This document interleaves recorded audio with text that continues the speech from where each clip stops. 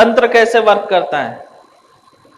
पुतला जब बनाया जाता है ना, तो पुतला जब बनता है तो जो हमारी छाया है, कौन सी छाया, आत्मा की। जैसे हमारे शरीर की छाया है, परछाई है, वैसे हमारे शरीर के अंदर जो आत्मा है उसकी परछाई होती है, आत्मा की।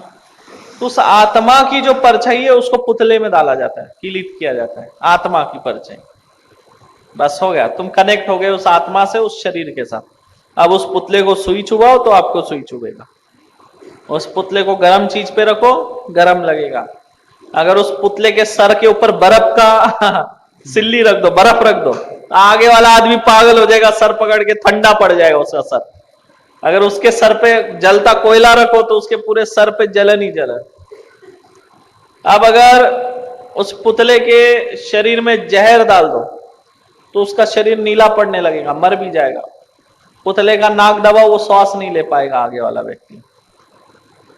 पुतले के पैरों में कीले ठोक दो, जब जब वो व्यक्ति चलेगा तो उसको लगेगा बहुत सारे कीले उसके पैर में चुभ रहे।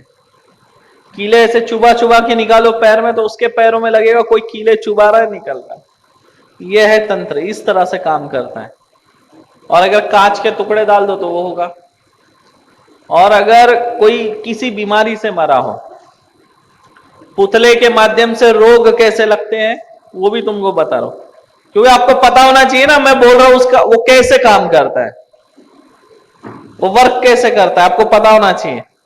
अगर किसी को तंत्र से, मैंने बोला कैंसर का रोग लगा है, तो कैंसर का रोग कैसे लगता है, वो तांत्रिक क्या करता है, सभी तरह के जैसे लोग मरे, जैसे कोई कैंसर से मरा उसको पता होता है, वो अपने स्टोर में सारी चीजें जमा करता है।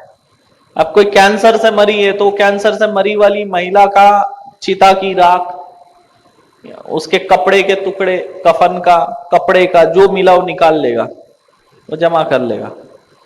अब वो क्या करता है, उस पुतले को जब बनाएगा तो उसी महिला, जो मान लो कैंसर से मरी है, उस महिला का राख मिलाएगा पुतले में, और अभी आपकी आत्मा ज्योति की परछाई को जोड़ लिया उस पुतले से।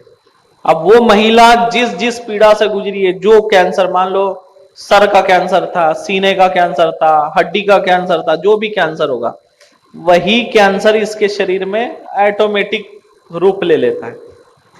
तो वो जिस बीमारी से मरी वही बीमारी इसको मौत की तरफ खींचती है। अच्छे इंसान को, जिसने जीवन में कभी गुटखा, तंबाकू, बीड़ी, सिगरेट, सुपारी नहीं खाया होगा, उसको मुंह का कैंसर हो जाता है। कैसे होता है, ऐसे होता है। कोई लकवा से मरा है, पता है, बस खत्म।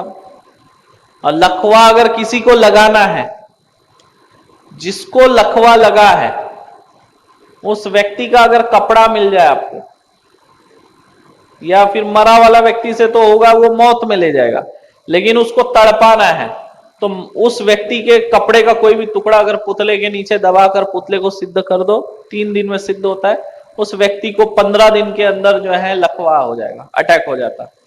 15 दिन क्या, 16वां दिन नहीं लगेगा, 15वें दिन बस रात के 12 बजे वो समझ लो उसको लकवा आएगा, अटैक रात में। तो इस तरह काम करता है। शादी होती है ना, शादी के समय विशेष ध्यान रखना चाहिए। जैसे शादी हो गई, तुरंत घर के जो लोग होते हैं उन्होंने तुरंत शादी होने के बाद जो अक्षत फेंकते हैं वो झाड़ू मार के तुरंत जमा कर लेना चाहिए। अगर वो अक्षत लेके गए कोई, तो ध्यान रख लेना उससे एक ही क्रिया होती है, उस अक्षत से उस घर में संतान नहीं होती है, क्योंकि कोख बांध देते हैं। अक्षत जब लेके गए तो उसके घर में संतान नहीं आएगी, खत्म।